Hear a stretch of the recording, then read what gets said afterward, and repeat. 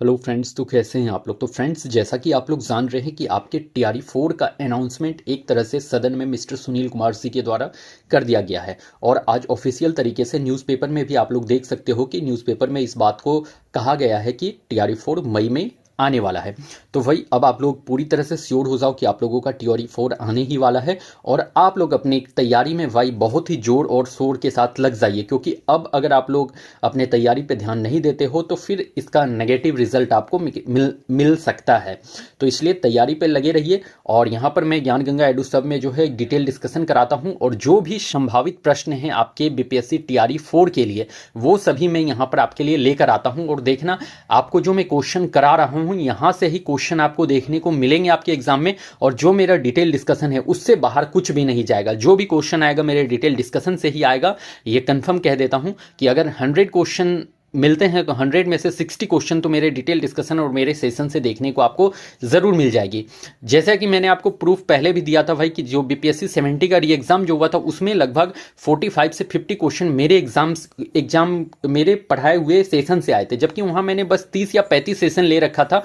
उसमें से 50 question tele करा था आपके बीपीएससी 70 के एग्जाम में। आप जाके चेकआउट भी कर सकते हो कि जब तक मैंने बीपीएससी 70 का 30-35 क्लास लिया था उस समय तक में जो है 50 क्वेश्चन मेरे सेशन से आ गए थे। तो भाई अब तो इतना सेशन में प्रोवाइड कर रहा हूं डेली, और आपको डिटेल डिस्कशन इतना दे रहा हूं कि आपके पास एक तरह से पूरा का पूरा कंटेंट ही तैयार हो रहा है। तो फिर यार आराम से 60 से 70 क्वेश्चन यहां से टेली कर जाएंगे आपके एग्जाम में। तो चलिए आज का हम लोग डिटेल डिस्कशन देख लेते हैं। तो हमारा फर्स्ट क्वेश्चन है, खाने वाला सोडा। क्या पूछ रखा है यहाँ पर? तो खाने वाला सोडा। तो खाने वाला सोडा का रासायनिक सूत्र और ये केमिकल फॉर्मूला जो होता है ये very very important for your BPSC exam, because यहाँ से एक क्वेश्चन तो श्योर है आपके एग्जाम में पूछा जाएगा। एक क्वेश्चन तो श्योर है यहाँ से, ठीक है। तो एक क्वेश्चन श्योर है आपके केमिकल फॉर्मूला से। तो खाने वाला सोडा Na2CO3 10H2O। तो नहीं भाई, ये तो आपके ये वॉशिंग सोडा का है। वॉशिंग सोडा का है, ठीक है। Washing soda. रुको भाई, थोड़ा इन्वर्टर ऑन करने तो अंधेरा हो गया है। मम्मी इन्वर्टर ऑन करो।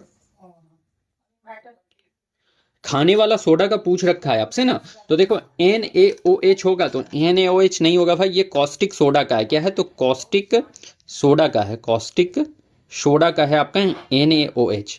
NaSCO3 तो बिल्कुल करेक्ट यही होने वाला है खाने वाला सोडा का, NaHCO3। NaOCO3 किसका होगा? तो कास्टिक सोडा का होगा फॉर्म।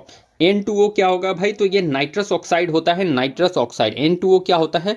तो नाइट्रस ऑक्साइड होता है। क्या होता है? तो नाइट्रस ऑक्साइड होता है। इसे ही लाफिंग गैस भी कहा जाता है N2O को। लाफिंग गैस भी कहा जाता है भाई N2O को। ये भी ध्यान में रख लीजिएगा। अगर आपसे पूछ ले कि क्लोरोफॉर्म का क्या होता है, क्लोरोफॉर्म का रासायनिक सूत्र, तो क्लोरोफॉर्म का याद रख लीजिएगा CHCl3। क्लोरोफॉर्म का CHCl3। अगर आपसे पूछ ले भाई कि कैल्शियम कार्बोनेट का क्या होता है, कैल्शियम कार्बोनेट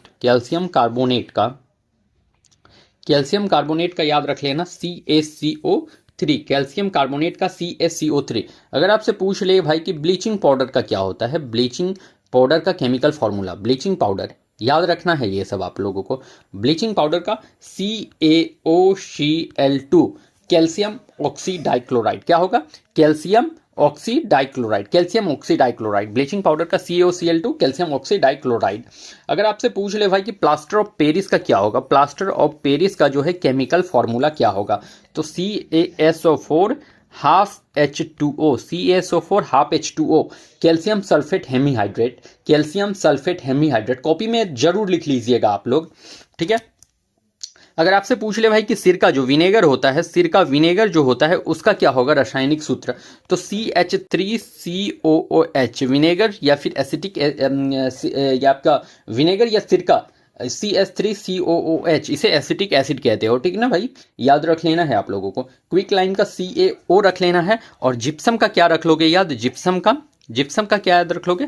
CaSO4.2H2O। जिप्सम का याद रख लेना है। ओके फ्रेंड्स, नेक्स्ट, शुष्क बर्फ होता है। ये क्वेश्चन आपके टीआरई के एग्जाम में पूछा गया क्वेश्चन है। शुष्क बर्फ, ऑक्सीजन नहीं, कार्बन डाइऑक्साइड नहीं, ठोस कार्बन डाइऑक्साइड को शुष्क बर्फ कहा जाता है। अगर आपसे पूछ ले कि फिटकरी का रासायनिक सूत्र क्या होता है, फिटकरी का पूछ ले कि रासायनिक सूत्र, तो ये देखो याद रख लेना K2SO4.Al2SO4 2.24H2O, ठीक है। तो ये आपके फिटकरी का रासायनिक सूत्र है, इसको आप लोग याद रख लीजिएगा। Potassium aluminium sulphate, potassium aluminium sulphate होता है इसका रासायनिक सूत्र, ये आपको याद रख लेना है मेरे भाई। अगर आपसे साधारण नमक का पूछ ले, साधारण नमक का पूछ ले भाई, साधारण नमक का पूछ ले तो NaCl याद रख लीजिएगा, सोडियम क्लोराइड। साधारण नमक का NaCl सोडियम क्लोराइड आपको याद रख लेना है। सल्फर का पूछ ले, सल्फर का रासायनिक सूत्र तो S8 याद रखते हुए चलेंगे, ठीक है। तो मैंने यहाँ पर जितने भी केमिकल फॉर्मूला आपके हो सकते थे वो मैंने यहाँ पर डिस्कस कर दिया है। अब फिर भाई इसी सभी केमिकल फॉर्मूला से आपको क्वेश्चन एग्जाम में क्वेश्चन देखने को मिल जाएंगे। जर्मन सिल्वर में होता है, तो जर्मन सिल्वर, तो भाई जर्मन सिल्वर में क्या होता है, कॉपर और जिंक कंपोजिशन है, नहीं, कॉपर जिंक और निकेल। तो भाई जर्मन सिल्वर का कंपोजिशन है कॉपर जिंक और निकेल, कॉपर जिंक और निकेल जो है जर्मन सिल्वर का कंपोजिशन है, ध्यान में रख लीजिएगा। पानी का घनत्व सबसे ज्यादा होता है, तो देखो पानी का घनत्व पूछ रखा है कि डेंसिटी सबसे ज्यादा कब होगा, बताओ पानी का। 0 डिग्री सेल्सियस पर नहीं, 4 डिग्री सेल्सियस पर जो है पानी का जो डेंसिटी होता है, घनत्व होता है, वो सबसे ज्यादा होता है 4 डिग्री सेल्सियस पर, ठीक है। देखो जब पानी जो होता है ना, जो पानी वाटर होता है, जब 4 डिग्री सेल्सियस से 0 डिग्री सेल्सियस पर जाएगा तो इसका क्या होगा, तो आयतन बढ़ जाता है। क्या होता है, आयतन बढ़ता है, आयतन बढ़ेगा, मतलब वॉल्यूम जो है बढ़ जाता है। एक पॉइंट ये आप लोग याद जरूर रखेंगे, जब पानी जो है 4 डिग्री सेल्सियस से, क्या चीज से, तो मैं बता देता हूं अच्छे से यहाँ पर अभी आपको। जब पानी जो है भाई 4 डिग्री सेल्सियस से 0 डिग्री सेल्सियस पर जाता है, 4 डिग्री सेल्सियस से 0 डिग्री सेल्सियस पे जाता है, तो आयतन वॉल्यूम जो है वो बढ़ जाता है। और यही एक कंडीशन याद रख लीजिएगा, जब पानी क्या, जब पानी 0 कहता हूं यार, 4 डिग्री सेल्सियस से, जब पानी 4 डिग्री सेल्सियस से 0 डिग्री सेल्सियस पर जाएगा तो घनत्व जो है वो बढ़ जाता है, डेंसिटी बढ़ जाता है। क्या होता है, घनत्व जो है बढ़ जाता है, इसको भी ध्यान में रख लीजिएगा। तो जब पानी 4 डिग्री सेल्सियस से 0 डिग्री सेल्सियस पे जाएगा तो आयतन वॉल्यूम बढ़ेगा, और जब पानी 4 डिग्री सेल्सियस से 0 डिग्री सेल्सियस पे जाएगा तो घनत्व क्या होगा, तो ये बढ़ेगा, लिख दिया यार, घटेगा। घनत्व क्या होगा, तो घटेगा, क्या होगा, घट जाएगा, घटेगा। देखो बोलने में मिस हो जाता है यार, लिखा जाता है थोड़ा। तो जब पानी 4 डिग्री सेल्सियस से 0 डिग्री सेल्सियस पे जाएगा तो घनत्व घट जाएगा, इस बात को भी ध्यान में रख लीजिएगा आप लोग। चांदी काली क्यों होती है, तो सिल्वर सल्फाइड के कारण जो है चांदी काली होती है। तो बिल्कुल सिल्वर सल्फाइड के कारण Ag2S, ठीक है, सिल्वर सल्फाइड के कारण जो है चांदी काला हो जाता है। सिल्वर आयोडाइड के कारण जो है आर्टिफिशियल रेन, आर्टिफिशियल कृत्रिम वर्षा जो है वो सिल्वर आयोडाइड से ही कराया जाता है। आर्टिफिशियल रेन, कृत्रिम वर्षा, कृत्रिम वर्षा किससे, तो आपके सिल्वर आयोडाइड से कराया जाता है, ठीक है, सिल्वर ब्रोमाइड नहीं, कोई नहीं। नेक्स्ट, निम्न में मानव निर्मित रेशा कौन सा है, इंपॉर्टेंट है ये मानव निर्मित रेशा। रेशा जो है फाइबर से एक क्वेश्चन देखने को जरूर मिलेगा, तो रेशा याद रख लीजिएगा। तो इसमें पूछा है निम्न में मानव निर्मित रेशा कौन सा है, मानव निर्मित पूछ रखा है आपसे। ये जो सिंथेटिक फाइबर होते हैं वो पूछ रखा है आपसे ना, सिंथेटिक फाइबर पूछ रखा है भाई। तो देखो मानव निर्मित रेशा कौन सा हो जाएगा, तो देखो मानव निर्मित जो है आर्टिफिशियल रेशा कौन सा हो जाएगा, आप लोग बता दो। आर्टिफिशियल फाइबर, सिंथेटिक फाइबर कौन सा हो जाएगा इसमें, सेल्यूलोज। तो सेल्यूलोज तो भाई ये एक प्राकृतिक है, नेचुरल रेशा है, नेचुरल है, सेल्यूलोज तो नहीं होना है। स्टार्च भी जो है एक नेचुरल है भाई, नेचुरल। रेयोन जो है वो एक आर्टिफिशियल रेशा है या फिर सिंथेटिक फाइबर है, रेयोन। रेयोन एक सिंथेटिक फाइबर है, कृत्रिम रेशा है, ध्यान में रख लीजिएगा। और ये रेयोन जो है ना, ये लकड़ी के लुगदी से बनाया जाता है, किससे, तो लकड़ी के लुगदी, पल्प जो होता है, लकड़ी का लुगदी जो होता है भाई, लकड़ी का जो पल्प होता है उससे बनाया जाता है आपका रेयोन। ये भी क्वेश्चन पूछा जाता है कि रेयोन किससे बनाया जाता है, तो लकड़ी के लुगदी जो होता है पल्प से बनाया जाता है रेयोन, ठीक है, इसको याद रखिएगा एक पॉइंट को। देखो, और ये जो भाई रेयोन है ना, ये मानव निर्मित है, क्या है, तो मानव निर्मित है, इस बात को ध्यान में रख लेना। डीएनए जो है ये एक नेचुरल रेशा है, क्या है, नेचुरल रेशा है। डीएनए के साथ एक याद रख लेना आरएनए भी, और एक याद रख लेना जो फेट होते हैं ये भी आपका नेचुरल रेशा है, ये सभी नेचुरल रेशा है। रेयोन एक मानव निर्मित रेशा है, सिंथेटिक फाइबर है। रेयोन के साथ और भी आप लोग याद रख लेना, रेयोन के साथ और भी आपको मैं मानव निर्मित रेशा यहाँ पर बता देता हूँ। मानव निर्मित जो आपके सिंथेटिक फाइबर और भी यहाँ पर बता देता हूँ, सिंथेटिक फाइबर और भी यहाँ पे बताता हूँ। देखिए, रेयन तो एक है ही, एक याद रख लीजिएगा आप लोग, प्लास्टिक, प्लास्टिक भी याद रख लीजिएगा, ये सिंथेटिक फाइबर है। एक याद रख लीजिएगा नाइलॉन, नाइलॉन भी एक सिंथेटिक फाइबर है। ओके फ्रेंड्स, नेक्स्ट, सभी कृत्रिम फाइबर बने होते हैं। तो कृत्रिम फाइबर सभी जो बने होते हैं वो किससे बने होते हैं? पेट्रोलियम। तो बिल्कुल करेक्ट है, सभी कृत्रिम फाइबर जो है वो पेट्रोलियम से बने होते हैं। इस बात को ध्यान में जरूर रख लीजिएगा भाई। अब देखो, मैं यहाँ पे थोड़ा प्लास्टिक के बारे में आपसे चर्चा करता हूँ। प्लास्टिक जो होते हैं ये दो टाइप के होते हैं। प्लास्टिक दो टाइप के होते हैं, एक होते हैं थर्मोप्लास्टिक, ये इंपॉर्टेंट है, थर्मोप्लास्टिक। प्लास्टिक दो टाइप के होते हैं, एक होते हैं थर्मोप्लास्टिक और एक होते हैं थर्मोसेटिंग प्लास्टिक। क्या होता है? Thermosetting plastic, thermosetting plastic. तो प्लास्टिक का टाइप कितना? तो दो टाइप का प्लास्टिक होता है, एक थर्मोसेटिंग प्लास्टिक और एक होता है थर्मोप्लास्टिक। थर्मोप्लास्टिक का मतलब समझ रहे हो, ये गर्म करने पर भाई ये पिघल जाएगा, गर्म करने पर पिघल जाएगा, इसका शेप एंड साइज बदल जाता है, गर्म करने पर पिघल जाएगा और इसका जो है शेप और साइज बदल जाता है, ठीक है। और थर्मोसेटिंग का मतलब है भाई कि ये गर्म करने पर नहीं पिघलेगा, नहीं पिघलेगा, नहीं पिघलेगा, ये मेल्ट नहीं करता है, ठीक है। तो थर्मोसेटिंग प्लास्टिक जो है नहीं पिघलता है और इसका शेप एंड साइज जो है कभी नहीं बदलता है, शेप कभी भी नहीं बदलता है, शेप बदलता नहीं है, तो शेप कभी भी नहीं बदलता है। इस बात को भी ध्यान में रख लीजिए थर्मोसेटिंग प्लास्टिक से। देखो, थर्मोसेटिंग एक ट्रिक से याद रख लो ना, थर्मोसेटिंग मतलब ये कहीं पे सेट हो गया तो फिर इसका शेप नहीं बदल सकता है, सेट हो जाने के बाद शेप नहीं बदल सकता, इस तरह से याद रख लेना थर्मोसेटिंग प्लास्टिक को। मोमबत्ती का पिघलना, आपसे क्या पूछ रखा है? मोमबत्ती का पिघलना क्या है? केमिकल चेंज है, फिजिकल चेंज है, फिजिकल केमिकल दोनों चेंज है? कोई नहीं। तो भाई देखो, मोमबत्ती का पिघलना जो है वो एक फिजिकल चेंज है, क्योंकि फिर उसे जो है मोमबत्ती के रूप में लाया जा सकता है, तो ये एक फिजिकल चेंज है, ठीक है। मोमबत्ती का पिघलना क्या एक फिजिकल चेंज है, क्योंकि फिर से उसको मोमबत्ती बनाया जा सकता है, पिघल जाएगा तो फिर से उसे मोमबत्ती के शेप में लाया जा सकता है, इसलिए जो है मोमबत्ती का पिघलना एक फिजिकल चेंज है। लेकिन अगर वहीं आपसे पूछ ले कि मोमबत्ती का जलना, अगर पूछ ले आपसे कि मोमबत्ती का जलना कौन सा चेंज है, बताओ तो। मोमबत्ती का जलना, तो भाई मोमबत्ती का जलना अगर क्वेश्चन में आ जाए तो फिर आपको इसमें देना होगा फिजिकल और केमिकल चेंज दोनों है, ठीक है। तो मोमबत्ती का जलना अगर पूछ ले तो ये फिजिकल और केमिकल चेंज दोनों है। याद रखिएगा इस बात को ध्यान से कि मोमबत्ती का जलना फिजिकल और केमिकल चेंज दोनों को दर्शाता है, एंड मोमबत्ती का पिघलना जो है मात्र फिजिकल चेंज है। ध्यान में रख लेना है भाइयों आप लोगों को। ओके फ्रेंड्स, यूनाइटेड नेशन का हेडक्वार्टर है, तो भाई देख लो यहाँ पर क्या पूछ रखा है आपसे कि यूनाइटेड नेशन का हेडक्वार्टर पूछ रखा है इन्होंने। तो यूनाइटेड नेशन का हेडक्वार्टर है वाशिंगटन डीसी में, तो नहीं, जेनेवा में नहीं, बेल्जियम में नहीं, न्यूयॉर्क में जो है भाई वाशिंगटन, यूनाइटेड नेशन यूएन का हेडक्वार्टर है। यूनाइटेड नेशन का हेडक्वार्टर कहाँ है? तो ये न्यूयॉर्क में है। और यूनाइटेड नेशन का स्थापना कब करा गया था? तो 1945 में यूनाइटेड नेशन का स्थापना हुआ, 1945 में।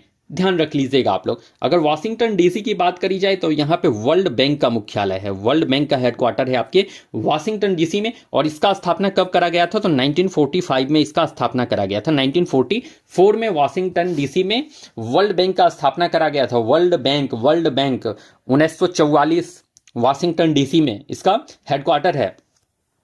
जेनेवा से याद रख लेना भाई, WHO world health organization, world health organization का हेडक्वार्टर जेनेवा में, और इसका स्थापना 1948 में करा गया है। 1948 में करा गया है। WHO का स्थापना 1948 में, जेनेवा इसका मुख्यालय है। ध्यान में रख लीजिएगा आप लोग। जेनेवा में भाई और एक मुख्यालय है आपका WTO, वर्ल्ड ट्रेड ऑर्गेनाइजेशन का भी मुख्यालय जेनेवा में ही है। वर्ल्ड ट्रेड ऑर्गेनाइजेशन और WHO दोनों का मुख्यालय जेनेवा में। और वर्ल्ड ट्रेड ऑर्गेनाइजेशन का जो स्थापना करा गया था वो 1995 में करा गया था। इसको भी ध्यान में जरूर रख लेना है मेरे भाई। बेल्जियम अगर पूछ ले तो नाटो का ये आपका जो है हेडक्वार्टर जो है नाटो का, ये आपके बेल्जियम में है। नाटो का कहां पर है? तो हेडक्वार्टर बेल्जियम में है, याद रख लेना, बेल्जियम में है, याद रख लेना। अगर आपसे पूछ ले यूनिसेफ, यूनिसेफ का मुख्यालय कहां है? यूनिसेफ, यूनिसेफ का मुख्यालय अगर पूछ ले आपसे कि यूनिसेफ का हेडक्वार्टर कहाँ है, तो बता दियो आप लोग कि यूनिसेफ का हेडक्वार्टर किधर है। तो बता दियो, बता दियो, बता दियो आप लोग। तो भाई यूनिसेफ जो है न्यूयॉर्क में है। कहाँ पर है? तो न्यूयॉर्क में जो है आपके यूनिसेफ का हेडक्वार्टर है। भाई यूनिसेफ का हेडक्वार्टर आपके न्यूयॉर्क में है, ठीक है। अगर पूछ ले भाई सार्क का मुख्यालय कहाँ है, तो ये सार्क का मुख्यालय आपको याद रख लेना है, नेपाल में है। कहाँ पर है, तो नेपाल में मुख्यालय, याद रख लियो आप लोग। ध्वनि का मात्रक है, तो देखो ये टीआरई का पूछा गया क्वेश्चन है, टीआरई का पूछा हुआ क्वेश्चन है कि ध्वनि का मात्रक, हर्ट्ज नहीं है भाई, केल्विन नहीं है भाई, डेसिबल जो होता है ये ध्वनि का मात्रक होता है। ऐसा यूनिट पूछ रखा है ना, यूनिट पूछ रखा है आपसे ध्वनि का, तो साउंड का यूनिट क्या हो जाता है, तो डेसिबल हो जाता है। अगर वही साउंड का फ्रीक्वेंसी पूछ लेता तो हर्ट्ज जो हो जाता, साउंड का फ्रीक्वेंसी क्या हो जाएगा, फ्रीक्वेंसी जो आवृत्ति जिसे कहते हो भाई, आवृत्ति, आवृत्ति, तो ये हर्ट्ज हो जाता, ठीक है, याद रख लीजिएगा आप लोग, हर्ट्ज हो जाता आवृत्ति इसका। और यूनिट पूछ रखा है तो डेसिबल आपको याद रखना पड़ेगा। यहाँ पर क्या याद रखना पड़ेगा भाई, तो डेसिबल याद रखना पड़ेगा। तो ये देखो आपके टीआरई का क्वेश्चन था, इसीलिए मैंने यहाँ पर बता रखा है। अगर देखो यहाँ पर ओम सेकेंड है ना, ओम सेकेंड याद रखना, इंडक्टेंस का आपका यूनिट है, इंडक्टेंस का यूनिट है ओम सेकेंड, ठीक है। केल्विन है भाई, टेम्परेचर का यूनिट है केल्विन, टेम्परेचर का यूनिट है केल्विन, इसको भी ध्यान में रखिएगा। गर्म करने पर अर्धचालक का प्रतिरोध, तो बताओ तो आप लोग, गर्म करने पर अर्धचालक का प्रतिरोध क्या होगा, बढ़ जाएगा, नहीं भाई, कोई बदलाव नहीं होगा, नहीं, घट जाएगा। गर्म करने पर अर्धचालक का प्रतिरोध जो होता है, रेजिस्टेंस, वो घट जाता है। गर्म करने पर अर्धचालक जो सेमीकंडक्टर होते हैं उनका रेजिस्टेंस वो घट जाता है।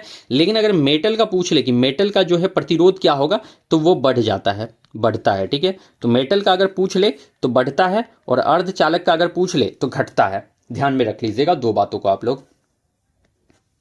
कपूर का ठोस से गैस में बदलना दर्शाता है, तो देखो कपूर का जो है ठोस से गैस में बदलना क्या कहलाएगा, गलन तो नहीं भाई, संघनन नहीं, हिमांक नहीं, ऊर्ध्वपातन कहते हैं जिसे शबलीमेशन कहा जाता है, शबलीमेशन कहा जाता है, शबलीमेशन। और ये आपके टीआरई में पूछा गया क्वेश्चन था, और ऐसा क्वेश्चन आपको फिर से रिपीट होता हुआ दिखेगा। यहाँ देखो मैं शबलीमेशन के सारे आपको एग्जाम्पल बता देता हूँ, शबलीमेशन में क्या क्या एग्जाम्पल आएगा। देखो जब कोई भी चीज है ना सॉलिड से डायरेक्ट गैस में बदल जाए तो उसे सब्लिमेशन, ऊर्ध्वपातन कहा जाता है। जब ठोस से गैस में परिवर्तन हो जाए, डायरेक्ट ठोस से गैस में परिवर्तन हो जाए, तो उसे ऊर्ध्वपातन, सब्लिमेशन कहते हैं। ओके, आई होप कि आपको मेरा बात समझ में आ रहा होगा। तो जब सॉलिड से डायरेक्ट गैस में चेंज हो जाए तो उसे सब्लिमेशन कहा जाता है, ऊर्ध्वपातन कहा जाता है। ओके फ्रेंड्स, अब देखो सब्लिमेशन के एग्जांपल यहां पर याद रख लेना आप लोग। एक याद रख लेना कपूर, जिसे कैम्फर कहते हो भाई, कपूर याद रख लेना। एक याद रख लेना नेफ्थलीन की गोली, नेफ्थलीन की गोली, नेफ्थलीन की गोली, तो नेफ्थलीन बोल याद रख लेना आप लोग एक, ठीक है। तो ये सभी सब्लिमेशन के उदाहरण हैं। उसके बाद एक याद रख लेना आयोडीन, आयोडीन भी आपका ये सब्लिमेशन का उदाहरण है। उदाहरण से क्वेश्चन दे देगा आपसे, उदाहरण एग्जाम्पल से ही क्वेश्चन पूछे जाएंगे कि कौन सा इसका ऊर्ध्वपातन का उदाहरण है या फिर नहीं है, इससे ही क्वेश्चन देंगे, इसलिए एग्जाम्पल याद रखो, कपूर, नेफ्थलीन बोल, आयोडीन। उसके बाद याद रख लेना एक ड्राई आइस, ड्राई आइस। एक याद रख लेना आप लोग मेंथोल, क्या, मेंथोल याद रख लो। और एक याद रख लो आप लोग ammonium chloride, ammonium chloride, ammonium chloride. तो ये सभी क्या है, तो सब्लिमेशन के उदाहरण है। और यहां से एक क्वेश्चन श्योर है, फिर से आपके एग्जाम पे श्योर आ जाएगा एक क्वेश्चन एग्जाम्पल से। एक वर्णी प्रकाश एक माध्यम से दूसरे माध्यम पर जाती है तो नहीं बदलता है, तो देखो जब लाइट जो है एक माध्यम से दूसरे माध्यम पर जाएगा तो उसका स्पीड क्या नहीं बदलेगा, स्पीड, तो भाई आवर्ती नहीं बदलता है, आवर्ती। साउंड का भी जो देखो, साउंड का भी आवर्ती नहीं बदलता है, एक माध्यम से दूसरे माध्यम पे जाने पर जो साउंड ध्वनि होता है उसका भी आवर्ती नहीं बदलता, इसको भी ध्यान में रखिएगा। साउंड का भी आवर्ती नहीं बदलता है और एक वर्णी प्रकाश का भी आवर्ती नहीं बदलता है, ध्यान में रख लीजिएगा आप लोग, ठीक है। एक आवर्ती मतलब फ्रीक्वेंसी, फ्रीक्वेंसी नहीं बदलता है, ध्यान में रखिएगा इस बात को। राष्ट्रीय मानवाधिकार आयोग की स्थापना कब हुई, तो राष्ट्रीय मानवाधिकार आयोग, तो बता दो आप लोग राष्ट्रीय मानवाधिकार आयोग की स्थापना कब हो रखी थी, तो यार ये तो इजी क्वेश्चन है, बता सकते हो आप लोग। तो राष्ट्रीय मानवाधिकार आयोग की स्थापना 1983 नहीं 1993 में हुआ था, राष्ट्रीय मानव आयोग की स्थापना। और ये गृह मंत्रालय के अधीन आता है, किसमें, तो होम मिनिस्टर के अंदर में आता है, ठीक है, होम मिनिस्ट्री के अंदर में आता है आपका राष्ट्रीय मानवाधिकार आयोग, गृह मंत्रालय के अंदर आता है, ध्यान रख लीजिएगा। विटामिन ऊर्जा देता है, तो भाई विटामिन जो होते हैं वो क्या ऊर्जा देते हैं, आपको बताना है वो ऊर्जा देता है या नहीं देता है, ये बता दो आप लोग। तो विटामिन जो है भाई वो ऊर्जा नहीं देता है, ऊर्जा देता है तो हाँ देता है, नहीं तो भाई बिल्कुल नहीं देता है। विटामिन ऊर्जा नहीं देता है। विटामिन क्या करता है, तो रोग से लड़ने की क्षमता देता है। विटामिन क्या करता है, तो रोग से लड़ने की क्षमता देता है, लड़ने की क्षमता देता है, कैपेसिटी देता है, ठीक है, ऊर्जा नहीं देता है। विटामिन किसी भी टाइप का ऊर्जा नहीं देता है, ध्यान में रखिएगा। महासागरीय परपट्टी में होता है, तो महासागरीय परपट्टी में silica plus ferrous, silica plus aluminium, silica plus magnesium. तो महासागरीय परपट्टी में सिलिका और मैग्नीशियम पाया जाता है, ध्यान रख लीजिएगा। टीआरई का पूछा गया क्वेश्चन है, आई होप रिपीट हो जाए। अब देखो यहां पर मैं आपको बता देता हूं कि जो आपका क्रस्ट होता है, जो भाई क्रस्ट जो होता है वो आपके सिलिका और एल्युमिनियम से बने होते हैं। अर्थ का जो क्रस्ट होता है, अर्थ का क्रस्ट जो होता है वो सिलिका और एल्युमिनियम से बना हुआ होता है। और जो भाई मेंटल होता है, अर्थ का जो मेंटल होता है वो सिलिका और मैग्नीशियम से बना होता है। मेंटल, अर्थ का जो मेंटल होता है, अर्थ का जो मेंटल होता है वो सिलिका और मैग्नीशियम से बना होता है। और जो भाई कोर होता है वो सिलिका और फेरस से बना होता है। कोर जो होता है भाई वो सिलिका नहीं, सिलिका और फेरस नहीं, निकेल और फेरस से बना होता है। अर्थ का जो कोर होता है, अर्थ का जो कोर होगा, कोर वो किससे बना होता है, तो निकेल और फेरस से बना हुआ होता है, निकेल और फेरस से बना हुआ होता है, ध्यान में रख लीजिएगा आप लोग। संविधान की प्रस्तावना में समाजवादी, धर्मनिरपेक्ष, अखंडता शब्द जुड़ा। तो देखो ये 3 शब्द जोड़ा गया था संविधान के प्रस्तावना में, समाजवादी, धर्मनिरपेक्ष और अखंडता। तो प्रस्तावना में 3 शब्द जोड़े गए, समाजवादी, धर्मनिरपेक्ष और अखंडता। ये किस संविधान संशोधन के तहत जोड़ा गया, तो भाई ये 86वां संविधान संशोधन नहीं, 44वां नहीं, 42वां संविधान संशोधन के तहत जो है प्रस्तावना में 3 शब्द समाजवादी, धर्मनिरपेक्ष और अखंडता शब्द जोड़ा गया था 1976 में, ठीक है। इससे एक और काम हुआ था भाई कि 10 मौलिक कर्तव्य जोड़े गए थे, 10 मौलिक कर्तव्य जोड़े गए थे, मौलिक कर्तव्य। तो 42वां संविधान संशोधन के द्वारा 2 काम, 10 मौलिक कर्तव्य जोड़े गए और समाजवादी, धर्मनिरपेक्ष, अखंडता शब्द जोड़े गए, याद रख लीजिएगा। 86वां संविधान संशोधन से याद रख लेना, इससे 11वां मौलिक कर्तव्य जुड़ा था, 11वां मौलिक कर्तव्य जोड़ा गया था, कर्तव्य जोड़ा गया था। 86वां संविधान संशोधन 2002 में हुआ है, इसके तहत जो है 11वां मौलिक कर्तव्य जोड़ा गया और इसके तहत ही आर्टिकल 21A बच्चों के लिए मुफ्त शिक्षा की बात करी गई, ठीक है। आर्टिकल 21A बच्चों के लिए क्या, तो मुफ्त शिक्षा, फ्री एजुकेशन की बात करी गई थी, ठीक है। इसको भी ध्यान में जरूर रख लीजिएगा। 44वां संविधान संशोधन ये संपत्ति के अधिकार से जुड़ा हुआ है, संपत्ति के अधिकार से, कि इसे मौलिक अधिकार से हटाकर वैधानिक अधिकार बनाया गया है। संपत्ति के अधिकार से जुड़ा हुआ है 44वां संविधान संशोधन, ठीक है। 11वां मौलिक कर्तव्य जोड़ा गया, अभी पीछे मैंने डिस्कस कर रखा है। 86वां संविधान संशोधन 2002 के तहत जोड़ा गया है 11वां मौलिक कर्तव्य। और एक बात मैंने अभी बता रखा था आपसे कि 11वां मौलिक कर्तव्य जुड़ा और आर्टिकल 21A बच्चों के लिए मुफ्त शिक्षा की बात करी गई 86वां संविधान संशोधन से ही। 73वां संविधान संशोधन जो 1992 में हुआ था, 73वां संविधान संशोधन 1992 में जो हुआ था भाई, इसके तहत जो है पंचायत जोड़ा गया, पंचायत जोड़ा गया था, पंचायत जोड़ा गया, ठीक है। उसके बाद जो है 74वां संविधान संशोधन 1992, इसके तहत जो है नगर निगम का गठन करा गया, नगर निगम को जोड़ा गया था, नगर निगम को जोड़ा गया था। और पहला संविधान संशोधन कौन सा था बताओ तो देखो पहला संविधान संशोधन जो कि 1951 में हुआ था, सबसे पहला संविधान संशोधन 1951 में हुआ। इसके तहत जो है भूमि सुधार को जोड़ा गया था, भूमि सुधार को जोड़ा गया था, भूमि सुधार 9वीं अनुसूची, ठीक है। तो 9वीं अनुसूची भूमि सुधार को जोड़ा गया था और 9वीं अनुसूची भूमि सुधार जो है पहला संविधान संशोधन था, इसको भी ध्यान में रख लीजिएगा। आपसे पूछ लेगा कि पहला संविधान संशोधन कौन सा था, तो 9वीं अनुसूची भूमि सुधार जो है पहला संविधान संशोधन था जो 1951 में करा गया। राज्यसभा का सभापति सदन का सदस्य होता है, सदन का सदस्य नहीं होता है। तो राज्यसभा का सभापति जो है सदन का सदस्य भाई वो नहीं होता है, सदन का सदस्य, याद रख लेना है आप लोगों को। और जो ये आपके क्या कहते हैं उसे, अरे यार, जो लोकसभा का सभापति होता है वो सदन का सदस्य होता है। लोकसभा का क्या कहते हैं, सभापति। तो लोकसभा का सभापति आपसे पूछ लेगा कि ये क्या होता है, सदन का सदस्य होता है। लोकसभा का सभापति सदन का सदस्य होता है और राज्यसभा का सभापति जो है वो सदन का सदस्य नहीं होता है, ठीक है। अच्छा, आपसे एक क्वेश्चन पूछ सकता है कि धन विधेयक जो होता है, धन विधेयक ये कहां पर पेश करा जाता है बताओ तो। धन विधेयक तो भाई ये केवल लोकसभा में पेश करा जाएगा, ओनली एंड ओनली लोकसभा में इसे पेश करा जाता है धन विधेयक को, याद रख लीजिएगा। ये एक इंपॉर्टेंट क्वेश्चन था, दिमाग में आया मेरे, तो मैंने आपसे डिस्कस करा है। तो धन विधेयक ओनली एंड ओनली लोकसभा में पेश करा जा सकता है। ओके फ्रेंड्स, लोकसभा राज्यसभा का जमानत जब्त होता है, तो भाई लोकसभा और राज्यसभा का जमानत कब जब्त हो जाएगा? यदि वेद मत का 1/8 प्राप्त नहीं हो, यदि वेद मत का 1/6 प्राप्त नहीं हो, और यदि वेद मत का 1/10 प्राप्त नहीं हो, कोई नहीं।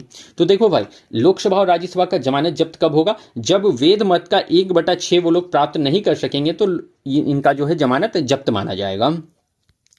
भूकंपीय तरंग है, तो भाई PSL एक से अधिक। तो भाई आप लोग बता दो भूकंपीय तरंग कौन है? तो सभी इनमें से PSL सभी के सभी जो है इसमें भूकंपीय तरंग है। और अगर आपसे पूछ ले कि भूकंप का स्थान कहाँ पर है, भूकंप का स्थान पूछ ले, तो भाई भूकंप केंद्र फोकस से जो है भूकंप ओरिजिनेट होता है। कहाँ से? भूकंप केंद्र से, भूकंप केंद्र से, ठीक है, भूकंप केंद्र से, फोकस से जो है भूकंप ओरिजिनेट होता है भाई, स्थान इसका वही है।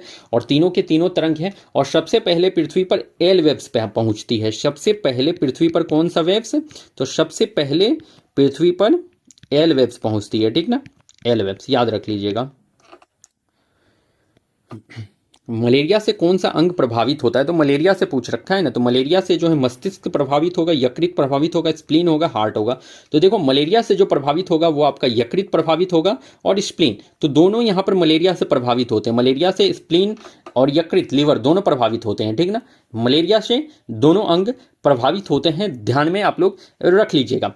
मलेरिया जो होता है भाई ये प्लाज्मोडियम प्रोटोजोवन के वजह से होता है। प्लाज्मोडियम ये प्रोटोजोआ से होने वाला डिजीज है, जो कि एक प्लाज्मोडियम प्रोटोजोवन की वजह से मलेरिया डिजीज होता है, ठीक है।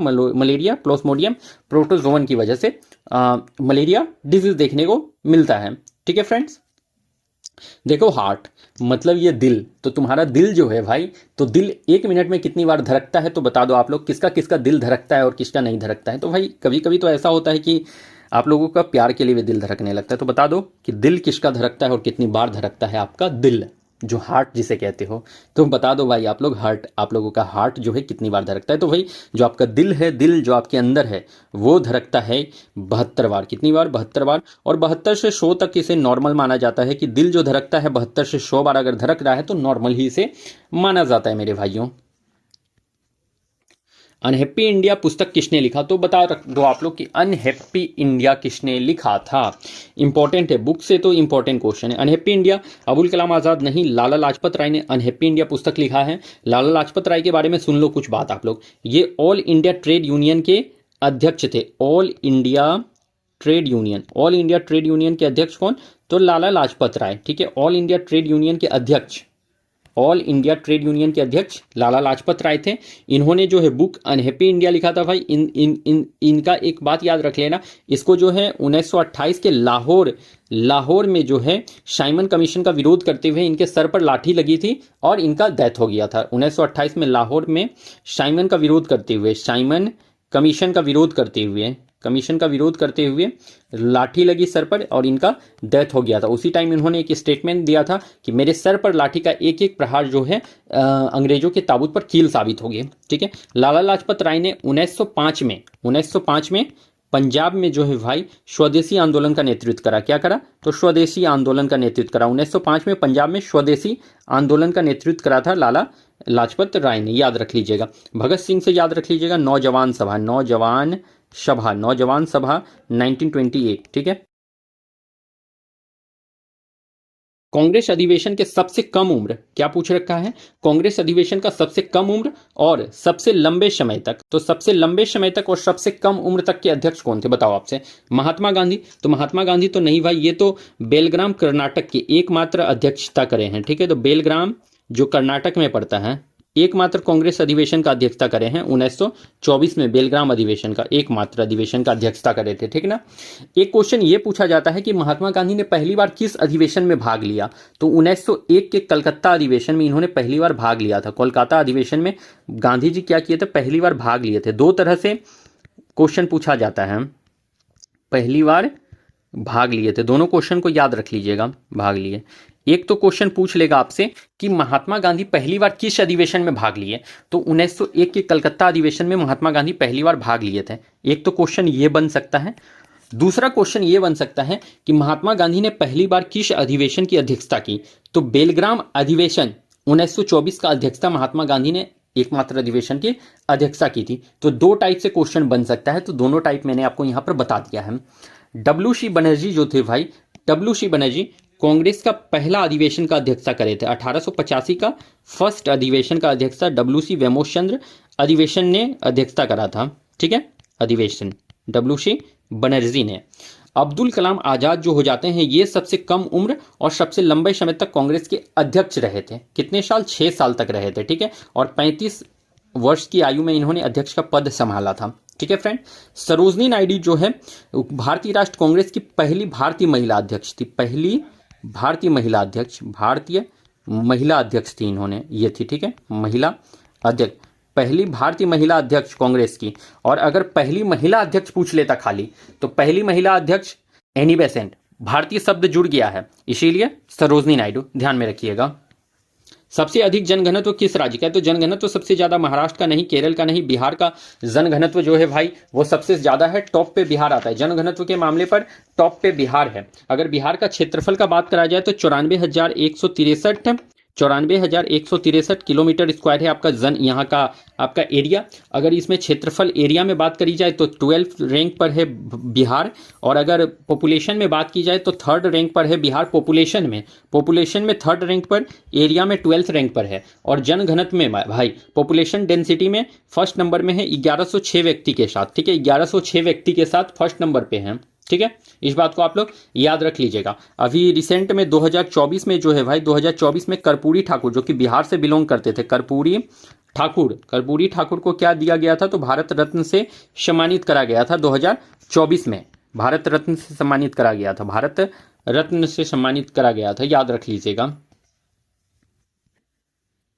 तो फ्रेंड्स, हमारा आज का सेशन यहाँ पर कंप्लीट होता है। मैंने यहाँ पर आपसे जो है कंप्लीट डिटेल डिस्कशन कर रखा है, तो आप लोग इस सेशन को ज़रूर देखना भाई, आपके लिए बहुत ही ज़्यादा बेनिफिशियल होगा।